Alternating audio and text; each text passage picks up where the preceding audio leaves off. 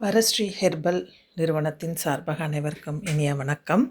இப்போ நம்ம hair oil prepare பண்ணுறதுக்கான ப்ராசஸ் என்ன அப்படின்னு சொல்லி பார்க்க போகிறோம். அதுக்காக செக்கில் ஆட்டி எடுத்த 10 லிட்டர் தேங்காய் எண்ணெயை ஒரு எவர் சில்வர் பாத்திரத்தில் எடுத்து வச்சுருக்கோம். இதோடு நம்ம நிறைய ஹெர்பெல்லாம் ஆட் பண்ண போகிறோம். அந்த ஹெர்பெல்லாம் என்னன்னு பார்க்கலாம்.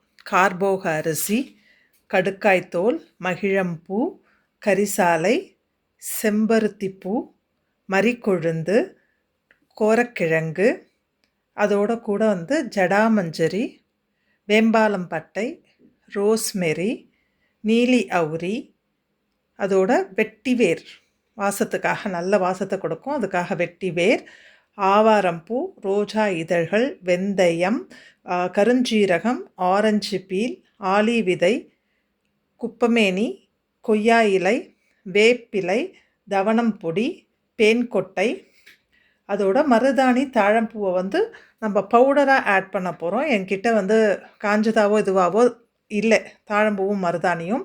இதோட கூட கருவேப்பிலை, செம்பருத்தி, குப்பமேனி, துளசி, வெற்றிலை, பாதாம், நமக்கு நந்தியாவட்டை பூவு, நெல்லி முள்ளி, இந்த இன்க்ரீடியன்ஸ் எல்லாமும் போட போகிறோம். ஸோ இப்போ மேலே சொன்ன அத்தனை இன்க்ரீடியன்ஸையும் நம்ம 1 by 1 அந்த எடுத்து வச்சுருக்கிற எண்ணெயில் போட போகிறோம். ஸோ 1 by 1 போட்டு இது நல்லா இந்த எண்ணெயில் கலக்கிற மாதிரி நம்ம கலந்து விடணும். இது கலந்து விடணும் அப்படின்னு சொல்லும்போது நேராக நம்ம கை வச்சு கிளறக்கூடாது. ஏன்னா நம்ம கை வச்சோன்னா தேங்காய் எண்ணெய் கெட்டு போயிடும். அது சீக்கிரமாக சிக்கு வாசனை வந்துடும். ரொம்ப நாள் வச்சு நம்ம யூஸ் பண்ண முடியாது. நம்ம சூரிய வெளிச்சத்தில் காய வச்சு எடுக்க போகிறோம் அப்படிங்கிறதுனால அந்த குவாலிட்டி ரொம்ப நாளைக்கு நல்லாயிருக்கும். அந்த எசன்ஸ் இறங்கி நல்லாயிருக்கும். அதனால் மரக்கட்டை கரண்டியோ இல்லைன்னா ஒரு மெட்டல் கரண்டியோ இல்லைன்னா நம்ம அந்த பிளாஸ்டிக் இதுவோ வச்சு நம்ம கலந்து விட்டுக்கலாம். கை நேராக வைக்காதீங்க.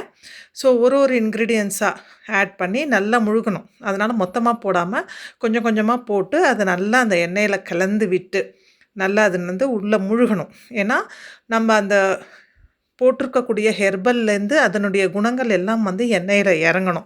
அது இறங்கணுன்னா நல்லா முழுகி இருந்தால் மட்டும்தான் அந்த மூலிகைகளினுடைய தன்மைகள் அந்த எண்ணெயில் இறங்கும். அதனால் நல்லா கிளறி விட்டு நல்லா ஒரு மூலிகையுமே எண்ணெயில் முழுகிற அளவுக்கு கிளறி விட்டு பொறுமையாக ஒவ்வொன்றா நம்ம போட்டு நம்ம அதை மிக்ஸ் பண்ணி வைக்க போகிறோம். எல்லாத்தையுமே போட்ட விட்டு நெக்ஸ்ட்டு ஸ்டெப் என்ன பண்ணுவோம் அப்படின்னோன்னா நம்ம வெயிலில் வைக்க போகிறோம். பட் அதுக்கு முன்னாடி எவ்வளோ போடணும் இந்த மாதிரி போடுற ஹெர்பல்ஸ் அப்படின்னு பார்த்திங்கன்னா நம்மளுடைய திக்னஸ்க்கு தேவையான மாதிரி ரொம்ப கான்சன்ட்ரேட்டடாக வேணும்னா அது அதிகமாக போட்டுக்கலாம்.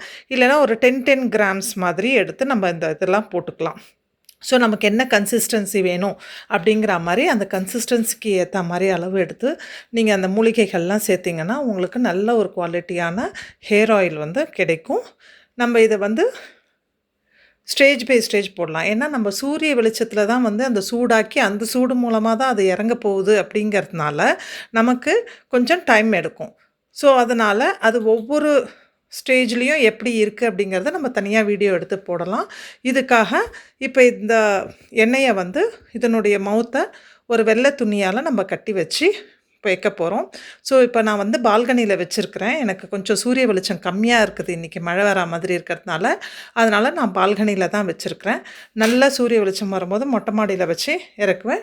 2-3 நாளில் நல்லா அந்த சூடு வந்ததும் நம்ம இறக்கி அது என்ன மாதிரி அந்த எண்ணெயுடைய எசன்ஸு மாறிக்கிட்டு இருக்கு கலர்ஸு அப்படிங்கிறத உங்களுக்கு ஸ்டெப் பை ஸ்டெப் வீடியோவாக எடுத்து போடுறேன்.